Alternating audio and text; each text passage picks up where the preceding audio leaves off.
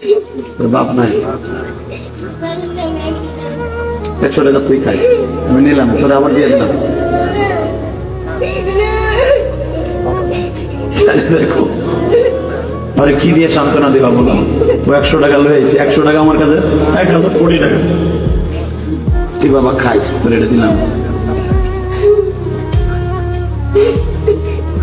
পৃথিবীর কোন দান কবুল না হলে ওর দান আজকে কবুল।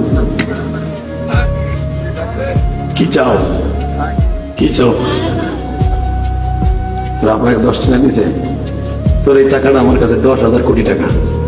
আল্লাহ তুমি ওরে বলে আলম বানায়, আল্লাহ ওর বাবাকে মাফ করে দিও, আর মাকে মাফ করে দিও।